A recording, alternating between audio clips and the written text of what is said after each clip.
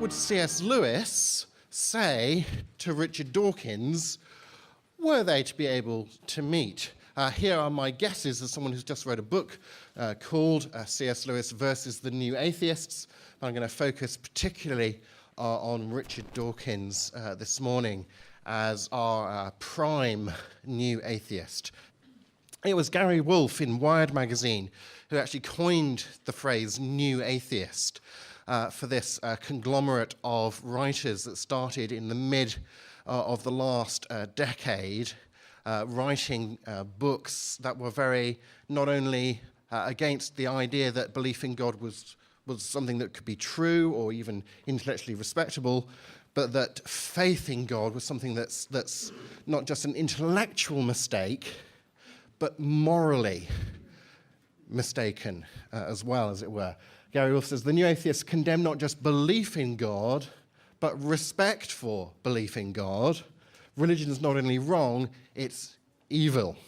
And I think that's quite a good characterization of what distinguishes a new atheist from what we would now have to call, well, let's use classical atheist rather than old atheist, because that's, a bit pejorative. So we have, there are different sorts of atheists around today, just as, of course, there are different sorts of Christian around.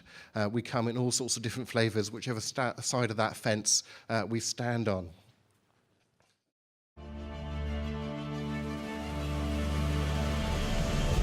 My opponents profess to be, or at least have been widely described, as representatives of something called the new atheism.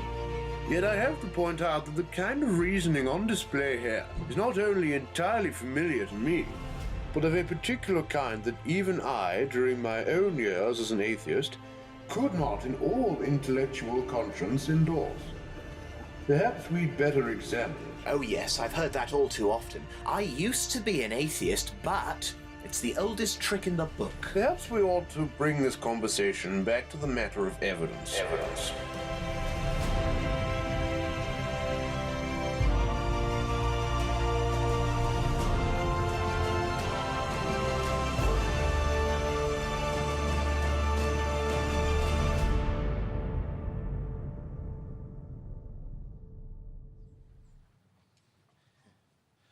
I thought it was very interesting when Alistair McGrath, in his opening address to us, actually used I used to be an atheist, but I had to think about it and I changed my mind.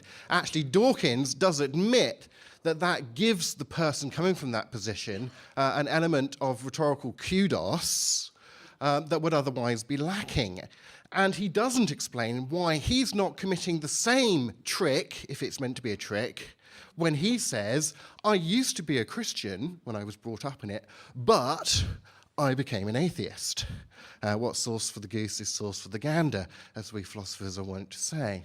So, I'm going to look at 4 different areas in particular where I think C.S. Lewis would say that Dawkins's viewpoint is self-contradictory. Now, in philosophy, it doesn't get worse for a viewpoint than being self-contradictory.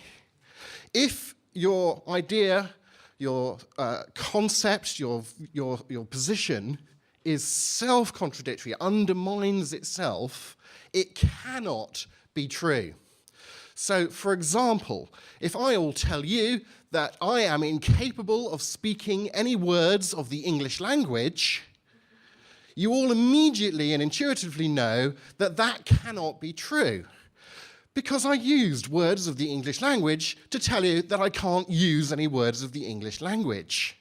It contradicts itself. It can't be true. And we'll look at 4 different areas where I think Lewis would point to Dawkins's views and say, that's self-contradictory, that's incoherent, that doesn't hold together. First, that Dawkins has a self-contradictory view of faith and knowledge.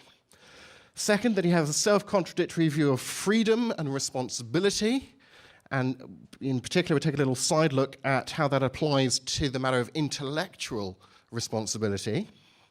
Thirdly, that Dawkins has a self-contradictory view of ethics. And fourthly, that he has a self-contradictory view of Jesus. So here we go. Dawkins has a self-contradictory view of faith and knowledge, and we'll take those in turn. Dawkins and the new atheists as a whole have a theory of knowledge. An epistemology would be the long philosophical word. That's just the long philosophical word meaning, how do we know stuff? You learn this about philosophers. They use long words that mean simple things. So a theory of how we know stuff that's called scientism. And it's very important to distinguish between science as a way of knowing certain things about certain types of reality, which it's great at doing, and scientism, which is an elevation of science into a comprehensive theory of how we know stuff. Basically, in its hardest form, says the only way in which we know stuff is through science, through the scientific method, through the sciences. So scientism attributes exclusive or near exclusive rights over knowledge to empirical, scientific type verification.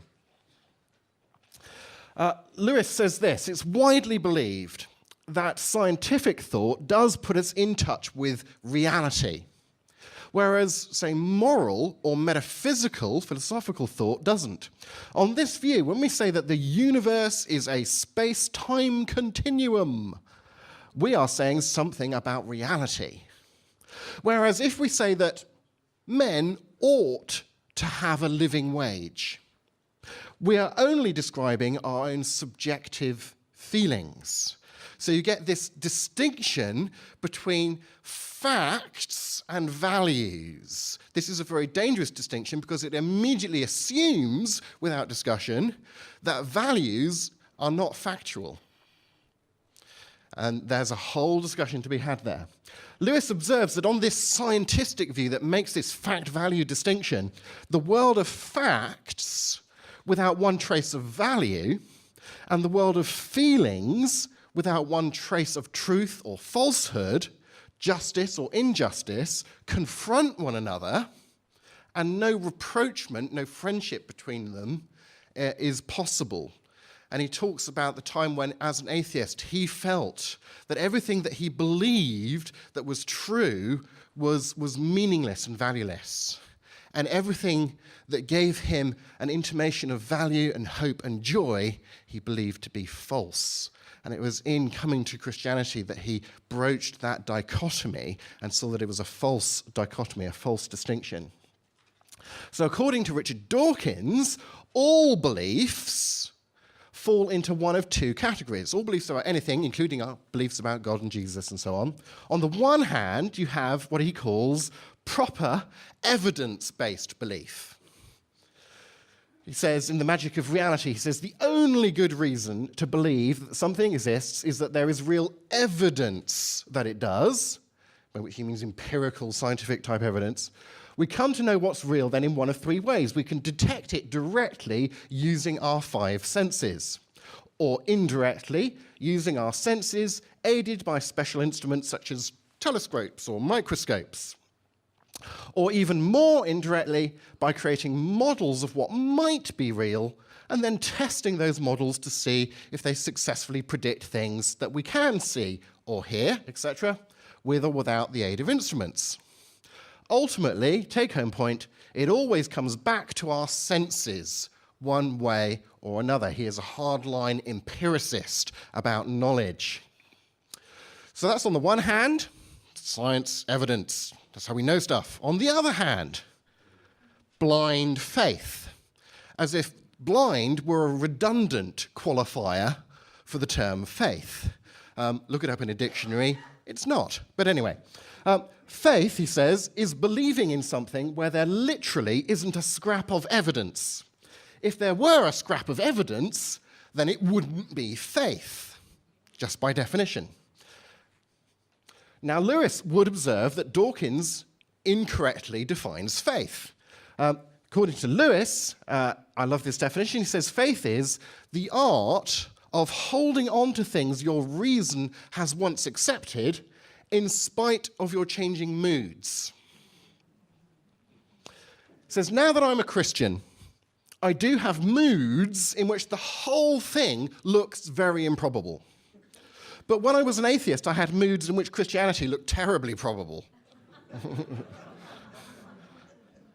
Unless you teach your moods where to get off, you can never be a sound Christian or even a sound atheist, but just a creature dithering to and fro with its beliefs really dependent on the weather and the state of its digestion. Lovely English turn of phrase there. When we exhort people to faith as a virtue, says Lewis, to the settled intention of continuing to believe certain things, we're not exhorting them to fight against reason or evidence to the contrary. Oh no. If we wish to be rational, not now and then, but constantly, we must pray for the gift of faith, for the power to go on believing, not in the teeth of reason, but in the teeth of lust and terror and jealousy and boredom and indifference to that which reason, authority, experience, all three, has once delivered us as the truth. And he gives this wonderful analogy of, look, I know that anaesthetic works, and that if I'm going to go into the hospital for an operation, they're going to put me under with anaesthetic, and it won't hurt. Does that mean that when the mask is going on, and I can see all the sharp knives lined up on the table, that I don't have a momentary feeling of panic and a momentary feeling of, perhaps I ought to get out of here? Well, he says, well, faith is staying on the table. That's not irrational. That's not in the faith of evidence to the contrary. It's putting your trust in what you've got good reason to believe is true, despite non-rational motivations to the contrary. And that is the Christian understanding of faith. Lewis would also note that Dawkins has far too narrow an understanding of knowledge. The scientistic demand that every rational belief must be justified by evidence, it's self-contradictory, because it entails an infinite regress that you can never fulfill. I will only believe this, belief A, if I've got some evidence in its favor. Well, what's the evidence? Let's have a look. Well, hang on. Now I have more beliefs. This is evidence. And this evidence goes to support belief A. But how do I know that this really is evidence and that it really does support belief A? I shouldn't believe those things, because those are beliefs, unless I have evidence in favor of that set of beliefs. And so on, and so on, and so on, and so on, and hang on a minute, I end up not being able to believe anything. Dawkins' scientistic commitment to only believing things on the basis of evidence is self-contradictory, and it would mean that science is impossible. It is an anti-scientific view of knowledge to have a scientistic view of knowledge. It's also open to obvious counterexamples. There are things that we obviously know that we don't know through science. And indeed, there are things that we obviously know that we don't know through science that you have to know in order to do science. Things like the basic laws of logic. The law of non-contradiction is true and reliable. What experiment do you do to show that? Things like you ought to be honest in sharing the results of your experiment when you publish it in a journal. You couldn't do science as a communal enterprise if we didn't follow certain moral rules about how we ought to behave. But science doesn't justify moral rules about what ought to be, it just describes what is. It might describe the fact that, X percentage of scientists do cheat occasionally. Some do. But it doesn't tell you whether or not they should or shouldn't. So Lewis says this: you cannot produce rational intuition, the kind of rational intuition that the laws of logic are true, for example. You can't produce that intuition by argument, because argument depends upon rational intuition. Proof rests upon the unprovable that just has to be seen. It's just obviously rational to believe X. This may be something that he got from G.K. Chesterton, who was an influential writer that Lewis read. And G.K. Chesterton, in his little essay, A Plea for Popular Philosophy, says this: let us clearly realize this fact, that we do believe in a number of things which are part of our existence, but which cannot be demonstrated. All sane men, I say, believe firmly and unalterably in a certain number of things which are unproved and unprovable. Every sane man believes that the world around him and the people in it are real, and not his own delusions or a dream. I believe I really am in this room with a whole bunch of people who've been nice enough to turn up to hear and engage with these ideas. I do not believe I'm in the Matrix.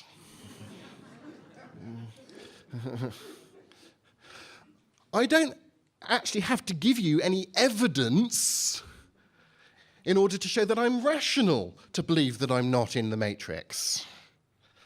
You know, I believe I know what I had for breakfast this morning.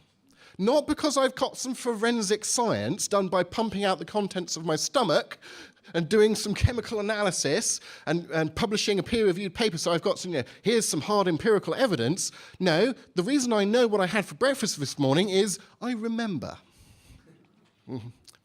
And you have to remember things in order to do science. So you can't use science to justify remembering things as a way of knowing stuff, because you'd have to rely on remembering things in order to do the science that proved it, and that's arguing in a circle. So you just have to know certain things in reality. As an atheist, Lewis was the kind of atheist brought up on reading the classics, reading Lucretius and so on, and he was the kind of atheist who took metaphysics seriously and never brought into a narrow scientific view of knowledge. He says this distinction, this scientific distinction between facts and values, for example, the distinction thus made between the scientific and non-scientific thoughts will not easily bear the weight we're attempting to put on it, he says. And this rejection of scientism allowed Lewis to take arguments for God that were philosophical arguments for God seriously. He couldn't just dismiss them by saying, oh, well, that's metaphysics. He had to take them seriously. And I think the new atheists don't take those arguments seriously. They don't even bother to really engage with what the arguments are, because it's not even on their agenda that you would take such a thing seriously because of their narrow understanding of knowledge. Secondly, Dawkins has a self-contradictory view of freedom and responsibility. God created things that had free will, said Lewis. Creatures can go wrong or right. The law of gravity tells you what stones do if you drop them, but the law of human nature, the moral law in this context, tells you what human beings ought to do and not to do. If you're walking along underneath a cliff and a pebble falls through the air and hits you on the head, and you believe that the reason that pebble has hit you on the head and caused you pain is that once upon a time a pebble lived in the edge of the cliff, in the soil, and over lots of years of soil erosion and rain and ice forming and melting and so on, it had become exposed to the elements. And just as you were walking along the beach, a particularly large gust of wind at just the right angle happened to it off the top of the cliff, and gravity took hold of it, and it bounced, describes a perfect parabola according to Newton's law, through the air, hits you on the head, bump. If you saw someone hit on the head like that, and you knew that's why they believed they were hit on the head, and they reacted to that situation by doing something like this, bump, oh, good grief, gravity, what do you think you're up to? That's really naughty soil erosion. You would be calling for the men in white coats. You think that is not a rational response to that situation. On the other hand, if you saw them be hit by a pebble on the head and you look up to the top of the cliff and there's me at the top of the cliff going, come on. And that person were to point at me and say things along the lines of, perhaps a little bit more colourfully, but that was very naughty, Peter, you shouldn't do that. You think that's an eminently reasonable response to the situation. On the one hand, you think there is a merely material system of cause and effect behaving according to the laws of physics, and it does not make sense to blame it and hold it morally responsible. On the other hand, there's me, and you think it makes sense to blame me and hold me morally responsible, which means your intuition is, I am not merely a purely physical system behaving according to the laws of physics, full stop.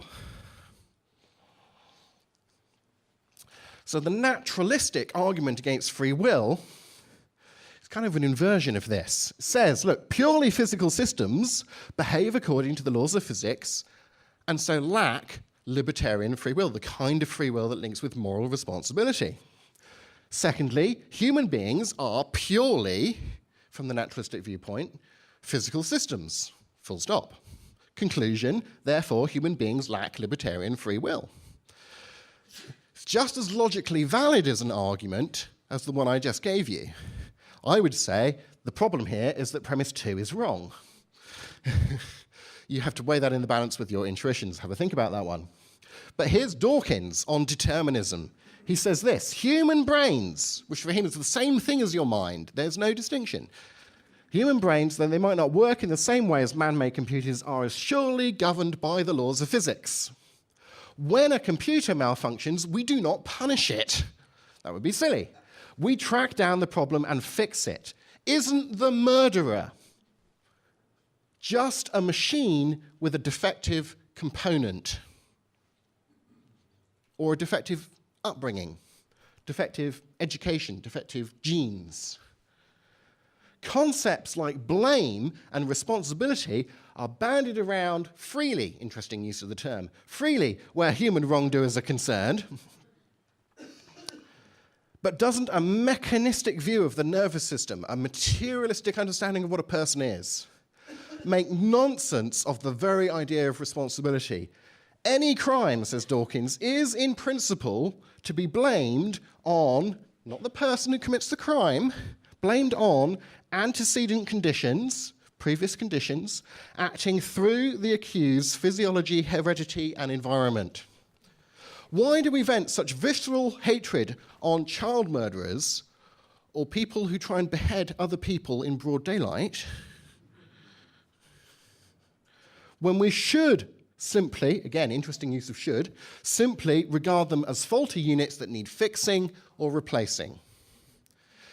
There is Dawkins, and in one sense, I'd say to him, it is good to see you trying to work out consistently the ramifications of your belief system.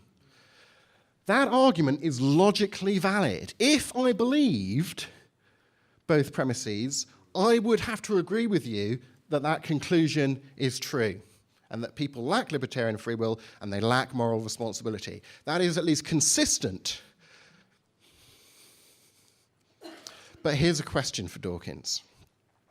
If everything about a person is governed by the laws of physics, as he says, blaming them for their intellectual failings, such as, I don't know, having blind faith, surely that makes about as much sense as Newton blaming gravity for giving him an apple-sized bump on the head, or that person blaming rocks and soil erosion and gravity for hurting them. So how can anyone, for example, a Christian, be responsible for not living up to their intellectual obligations if they aren't free to be responsible for anything in the first place? The obvious answer, it seems to me, is they cannot. And that's a self-contradiction within Dawkins's viewpoint. Indeed, how can anyone feel an intellectual obligation to agree with a worldview, such as naturalism, that denies any reality to intellectual obligations? It seems to me they can't. Here we get a little diversion into Lewis's anti-naturalism argument from reason, which is being much discussed by contemporary philosophers of religion, this kind of argument. He makes... This is the hardest philosophical bit of the lecture, so bear with me, it'll be over quickly. Lewis makes a distinction, philosophers love distinctions, between I believe X because of Y. What do we mean when we say that kind of thing? The relation of physical cause and effect on the one hand, as in, grandfather is ill today because, cause and effect sense of because, he ate the lobster yesterday and it was off, okay? That's why he's ill. And then on the other hand, we could have the relation, not of physical cause and effect, but of logical ground and consequent conclusion. As in, grandfather must be ill because, ground consequent, he hasn't got up yet. And we know that he is invariably an early riser when he's well. Okay? See the difference? Grandpa's failure to get out of bed doesn't cause grandfather to be ill. Nor does it cause us to conclude that he's ill. Rather, it is our grounds for making the logical inference that he is ill. The lobster caused him to be ill. His not getting out of bed doesn't cause us to make the right conclusion. We have to reason correctly. That's what reasoning is about. Are we reasoning correctly or are we reasoning incorrectly? As the atheist philosopher Thomas Nagel recently stated, if we can reason, it is because our thoughts can obey the order of logical relations among propositions, that is, among truth claims. If this, and if this also is the case, then this is the case. If purely material things don't have free will, and people are purely material things, then they don't have free will. That's the logical relations between those statements. But Lewis points out that a train of reasoning has no value as a means of finding truth unless each step in it is connected with what went before in the ground-consequent relationship. If what we think at the end of our reasoning is to be a valid conclusion, the correct answer to the question, why do you think that, must begin with the ground consequent sense of, well, I think that because, and here's my reasons. On the other hand, every event in nature, on the naturalistic viewpoint, must be connected with previous events, antecedent conditions, in Dawkins' phrase, in the cause and effect relation. But if naturalism is true, our acts of thinking just are events in nature. There's no distinction between your mind and your brain. Therefore, the true answer to why do you think this, for example, why do you think that naturalism is true, must begin with the cause and effect sense of because I was caused to believe that. Now, this is a problem, says Lewis, because to be caused is not to be proved. Those are different things. Wishful thinking, prejudice, the delusions of madness, they're all caused, but they are ungrounded. They're not rational conclusions of arguments. So you could boil down the argument to this. 1, naturalism reduces reasoning to a closed, mechanistic, deterministic system of physical causes and effect. It seems that Dawkins, from what he said, would have to agree with that. 2, Lewis points out this reduction cannot accommodate acts of reasoning, including the naturalists' acts of reasoning. 3, therefore, it follows, naturalism is self-contradictory. And reason must be viewed as a fundamental cause, not something that is reducible to cause and effect. It's not in the beginning was the matter, cause and effect, and somehow that produces reason. That doesn't seem to work. But if you invert that and say in the beginning was the word, things fall into place much more neatly. In 2011, the philosopher Paul Copan posed this very question to Richard Dawkins, and it is instructive to see how Dawkins dealt with this issue of the self-contradictory nature of rationality under a naturalistic worldview. Copan asked Dawkins this. He says, you say in River Out of Eden that we are, quote, dancing to our DNA. It seems hard to differentiate between the arguments of the atheist, who believes himself to be more rational than the theist, when actually the same non-rational physical genetic forces are at work in both. So that even if the atheist is correct, it seems to me that it would be completely by accident rather than by virtue or rationality that the atheist has. So I was curious as to what you'd say in response to that. summarizes the question. If the same purely material forces are at work in both the atheist and the theist, why would we consider the atheist to be more rational? Here verbatim is Dawkins' response. I'm not quite sure I've got this. I mean, the same forces are shaping both the atheist and the theist, and indeed everybody, yet we come to different conclusions. Is your problem, how is it that we can come to different conclusions if our brains are shaped by the same forces? No, that wasn't the question. So Copan says, clarify, my question is, why should the atheist believe he is more rational than the theist if the same forces are at work in both of them? Forces beyond their control, out of their rational responsibilities. Dawkins, you could ask the same question about any difference of opinion. Well, yes, you could. So, what's the answer?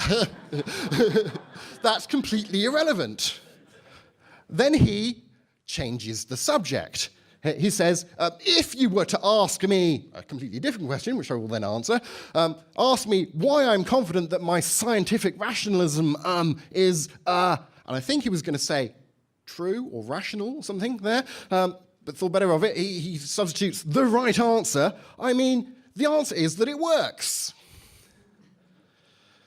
But as Copan points out in response, as philosophers like Alvin Plantinga point out in response, that's no reply, because what works isn't necessarily what's true. Indeed, lies can work, and they, by definition, are false. Okay? So by sundering apart truth and rationality from what works, this naturalistic view of humanity sinks rationality. Dawkins has a self-contradictory view of ethics. Despite his constant moralizing, especially against the evils of religion, and we should grant Dawkins and his ilk that religion and religious people in particular do many evil things, but that concession is not going to help them much, because Dawkins' scientism leads him to reject the objective reality of moral values. Remember back to the fact-value divide. If there's a distinction between facts and values which are not facts, so what if you say that's evil? That's not a fact. In order for that to be a complaint that you can rationally make, don't you need the value to be a fact? Don't you need to be able to say to religious people, you really ought not to behave like that, rather than it just be your subjective cultural fancy? In God's utility function, published in Scientific American, Dawkins says this. Alistair McGrath was summarizing from this earlier. He says, the universe that we observe has precisely the properties we should expect if there is, at bottom, no design, no purpose, no evil, no good, nothing but pitiless indifference. More recently, he said there is a non-overlapping and exhaustive distinction between ideas that are false or true about the real world, factual matters in the broad sense, and ideas about what we ought to do, normative or moral ideas for which the words true and false have no meaning. Have no meaning. He's into a sort of verificationist theory of morality here. This is a very extreme form of empiricism. So in The God Delusion, when Richard Dawkins says things like, Hitler and Stalin were, by any standards, spectacularly evil men, well, I want to agree with him, but I do want to point out to him that he's also said that there are no standards. And he doesn't mean it. When he says faith, blind faith, a misunderstanding of faith, but what he conceives of faith, blind faith, is an evil precisely because it requires no justification and brooks no argument, he doesn't mean it. Out of his own mouth, he tells us that he doesn't mean it. And if he doesn't mean it, then it's not really a very powerful criticism to launch. If he wants to launch the criticism, fine, but then he has to admit that there really are objective values, ways that people should and should not behave, that we discover rather than invent. So, Dawkins tells us, one, we have an objective moral obligation to oppose religion because religion is an objectively bad thing and that it encourages people to ignore their intellectual moral obligations. And by the way, there are no objective moral values. And even if there were, you wouldn't be responsible for whether or not you followed them or not because you don't have any free will. But for Lewis, even Lewis the atheist, evil was an objective fact. He said it was a real thing, a thing that is really there, not made up by ourselves. As an atheist, Lewis believed that evil was something that any god worthy of the name objectively ought not to permit. He said, several years before I read Lucretius, I felt the force of his argument, and it is surely the strongest of all for atheism. Had God designed the world, it would not be a world so frail and faulty as we see. He should have done better if he was there. Okay? Now, it's interesting to note that very rarely will you come across the problem of evil as an argument against belief in God in the writings of any new atheist. Well, you can see why, because for them, most of them, there is no evil. My argument against God, says Lewis in Mere Christianity, was that the universe seemed so cruel and unjust. But how had I got this idea of just and unjust? A man does not call a line crooked unless he has some idea of a straight line. What was I comparing this universe with when I called it unjust? If the whole show was bad and senseless from A to Z, so to speak, why did I, who was supposed to be part of the show, find myself in such violent reaction to it? A man feels wet when he falls into water because a man is not a water animal. A fish wouldn't feel wet. I don't know, I've never asked one, but yes, you get the analogy. Of course, I could have given up my idea of justice by saying it was nothing but a private idea of my own. That's the route Richard Dawkins takes. But if I did that, said Lewis, then my argument against God collapsed too. For the argument depended on saying that the world was really unjust, not simply that it didn't happen to please my fancies. Thus, in the very act of trying to prove that God did not exist, that the whole of reality was senseless, I found I was forced to assume that one part of reality, my idea of justice, was full of sense. Consequently, atheism turns out to be too simple. He extends it into his famous presentation of the moral argument, which is really a popularization of a moral argument given by a philosopher called W.R. Sawley, who you can look up if you want to. It says, if nature, if the space-time matter system is the only thing in existence, then of course there can be no other source for our standards. They must, like everything else, be the unintended and meaningless outcome of blind forces. All that we say about nature red in tooth and claws, quite inexplicable on the theory that we are simply natural creatures. If this world is the only world, how do we come to find its laws either so dreadful or comic?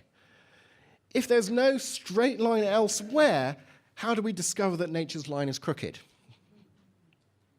So he's gesturing towards this. If metaphysical naturalism is true, then nothing is objectively evil. Richard Dawkins grants that premise. The atheist Lewis didn't. But something is objectively evil. Dawkins will reject that premise. Lewis, even as an atheist, wanted to hold on to that so he could have his moral argument against God. But if both of those premises are true, if given metaphysical naturalism, nothing is objectively evil, but given that something is objectively evil, then it follows that metaphysical naturalism is false. Indeed, you can extend it. If a wholly good personal God doesn't exist, to ground, to be the standard, to be a standard that not only transcends us that we can discover, but a standard capable of rightfully demanding our allegiance, our obligation. You can't be obliged by something non-personal. Nor can non-personal things really issue prescriptions and commandments to you. But if the moral law is an objective, transcendent law that prescribes, that obligates our behavior, it has to be a personal reality that rightfully demands our entire allegiance. That's starting to sound a lot like God, isn't it? If there's no such being, if you don't bring such an explanation into the picture, you don't get an explanation for the existence of objective values. And given that they do exist, this is at least some reason to believe in the existence of that kind of a God. As Lewis puts it in his fantastic little essay, De Futilitate, the defiance of the good atheist, and he's walked in these shoes, the defiance of the good atheist, hurled at an apparently ruthless and idiotic cosmos, is really an unconscious homage to something in or behind that cosmos which he recognizes as infinitely valuable and authoritative. For if mercy and justice were really only private whims of his own, he could not go on being indignant. The fact that he arraigns heaven itself for disregarding them means that at some level of his mind, he knows that they are enthroned in a higher heaven still. Finally, Dawkins has a self-contradictory view of Jesus. Now, my next lecture in here today will be looking at this in a little bit more detail, but this is just a little summary for you. Given that, and there are obvious questions to be raised about this, we're going to rule out the legend option from the conference right at the beginning. Given that Jesus made certain claims to divinity, we end up with what has famously been called the trilemma. I think that was particularly the way that Josh McDowell used the argument. C.S. Lewis put a very famous phrasing of the argument, which is also an argument that actually he found in the works of G.K. Chesterton and which stretches back to the early church. So he's standing in a long tradition of argument here. But he put it this way in Mere Christianity. He said, a man who was merely a man and said the sort of things that Jesus said would not be a great moral teacher. He would either be a lunatic on the level with a man who says, I'm a poached egg, or he'd be the devil of hell, by which he means a very colourful expression of a blaspheming liar. You must take your choice. Either this was and is the Son of God, or else a madman, or something worse. You can shut him up for a fool, or you can fall at his feet and call him Lord and God. But let us not come with any patronizing nonsense about his being a great human teacher. He's not left that open to us. Journalists asked Richard Dawkins what he made of C.S. Lewis in this interview, and they talked a little bit about this lunatic liar lord kind of argument. When you read someone of C.S. Lewis's work, why do you think someone who's a scholar is grabbed by faith? Dawkins says, well, you could pick a much better target than C.S. Lewis.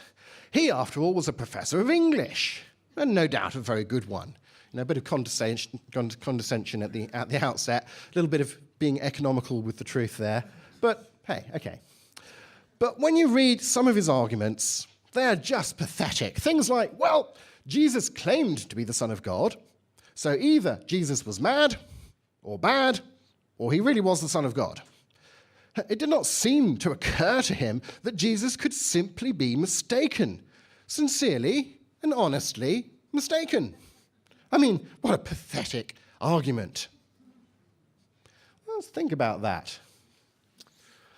He's really saying that this argument has posed a false trilemma, that there's actually another option that we should have in here, another option whereby Jesus' claim to divinity is not true, so it's false, and he's sincere in believing it, so he does believe it, but where he's not a lunatic, he's just sincerely mistaken.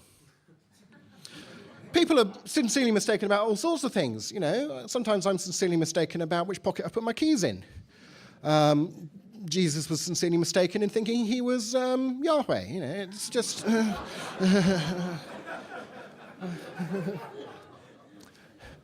He repeats it in the God delusion, a fourth possibility, too obvious to need mentioning, that Jesus was honestly mistaken, many people. You know, well, I'm with Stephen T. Davis on this. I would say that it is not easy to see how any sane, religious, first-century Jew could sincerely but mistakenly hold the belief, I am divine. I love the way Nicky Gumbel of the Alpha Course responds to this. He says, the irony of the God delusion is that Dawkins says that all Christians are deluded because they believe there is a God.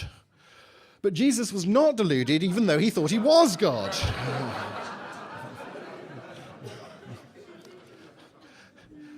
I think it's only when you see the New Atheist response, when you see Dawkins' response to this argument, that you get an inkling of actually how powerful an argument it is. Because Mike King says anyone honestly mistaken in such a way would inevitably be considered insane. But why should Dawkins and co. not be content to simply dismiss Jesus as mad or bad? Why not go with one of the two obvious alternative options? Clearly it's because even a rudimentary flick through Jesus' life, given that you've got some reason for thinking you've got some reliable record thereof, of course, demonstrates that both of those possibilities are untenable. That's why you're laughing so much at this obvious fourth possibility. It's just ludicrous. And indeed, Dawkins says there's no evidence Jesus himself was barking mad. He doesn't think that's a plausible alternative option. Nor does Dawkins think that Jesus was a liar. Dawkins says things like, Jesus was a great moral teacher. He acknowledges the moral superiority of Jesus. He says Jesus was surely one of the great ethical innovators of history. The Sermon on the Mount's way ahead of its time. Turn the other cheek anticipated Gandhi and Martin Luther by 2,000 years. It was not for nothing that I wrote an article called Atheists for Jesus. Look it up. I was later delighted to be presented with a T-shirt. Someone gave him a T-shirt with Atheists for Jesus on it, and he loved it. He describes Jesus as a charismatic young preacher who advocated generous forgiveness and praises his genuinely original and radical ethics. Jesus was a great moral teacher who thought he was divine, but he was just honestly mistaken, so don't worry about it, you know.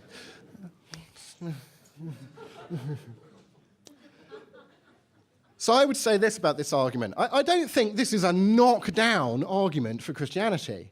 But I do think it puts a pebble in the shoe, as it were, particularly when you try and see how Dawkins fails to grapple with this. To the extent that you think it's unlikely, given everything else you think you know about Jesus, that he was insane, to the extent that, again, given everything else you think you know about Jesus reliably from history, it's unlikely that he was a blaspheming liar who just happened to put his foot in it most concertedly when his life was on trial.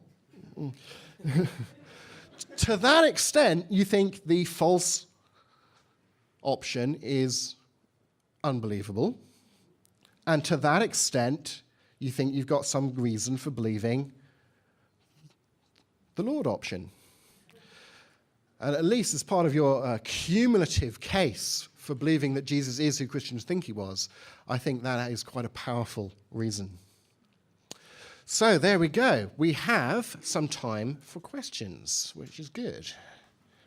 One thing I've heard quite often, some atheists suggest, is that Jesus didn't claim his own divinity, whilst we do read it. So in a way, that kind of takes the problem a level up. Can you say something about that? That's right, yes. So this is a question about, of course, if you reject the idea that Jesus did anything that laid claim to divinity, then this trilemma argument won't get off the ground, which is part of the reason I think why they've added in the legend option to the description of the conference. You need to establish that first. And of course, at this point in Lewis's writings, he thought that it was credible to think that Jesus did make those claims, but certainly you want to establish that first, which takes us into a whole wide area of discussion. Indeed, part of that discussion will be covered by Amy Orr Ewing in one of her seminars at this conference. And I go into that in more detail in my book, Understanding Jesus, which is on the bookstall as well. I've got a chapter in there about the historicity of the New Testament and about establishing Jesus' claims to divinity, using not just an argument for the general reliability of Scripture, that's one way to go, but you can also make arguments using what are called criteria of authenticity, which are historical rules by which you think you can kind of glean reliable nuggets of information out of history, even if the generality of that historical document and source and so on is unreliable. It's a sort of way of sifting particularly reliable bits of information out from the background noise, as it were.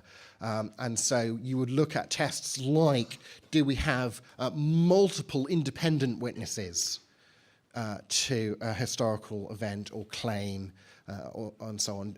Do we have the earlier the claim, the better.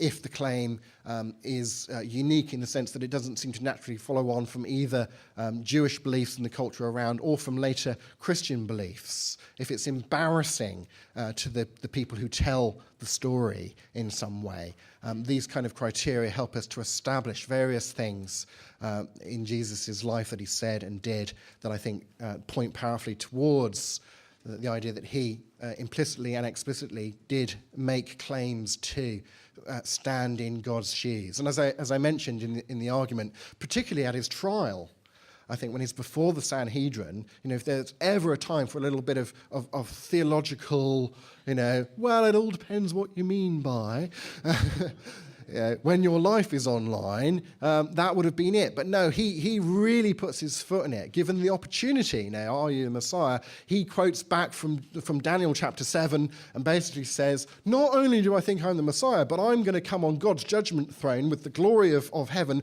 and I'm going to be judging you. He puts himself on God's judgment throne. And they all rend their clothes in the typical sign of distraught. You have all heard what is said. What do you think? Blasphemy, blasphemy. He's worthy of death. He's committed blasphemy. So those are the kind of events that one would look at with proper historical criteria in mind. But to do that at any further length, I just have to refer you to the other seminar and to my book, Understanding Jesus. Thank you. It seems to me, and I don't know how to state this properly in a philosophical manner, but that your argument for making any ethical truth claim is as we'd say in the States, kind of a slam dunk argument or proof for God.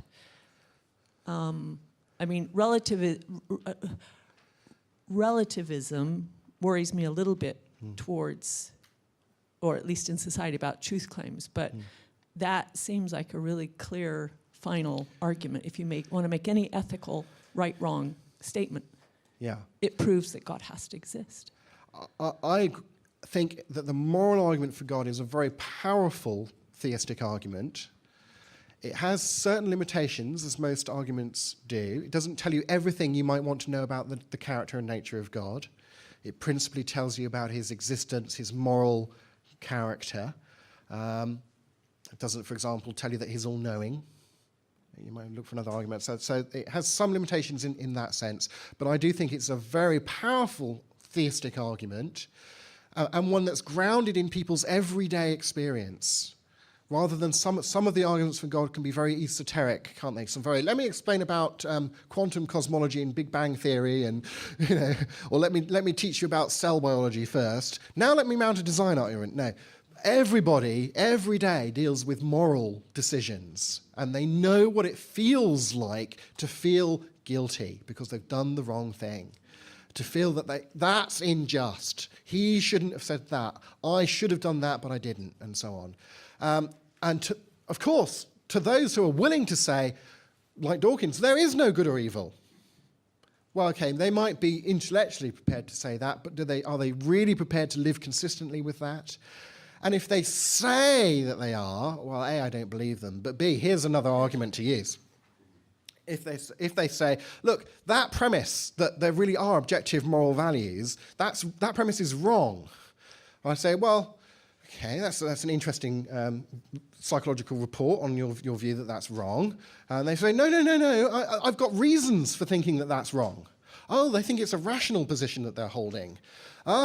So they think that they have reasons that they could give me that if I paid respectful attention to these reasons, I ought to change my mind on this matter and go and say, oh, I thought objectivism was wrong, but now I see that I ought to change my mind to believe in moral subjectivism because of your argument for moral subjectivism.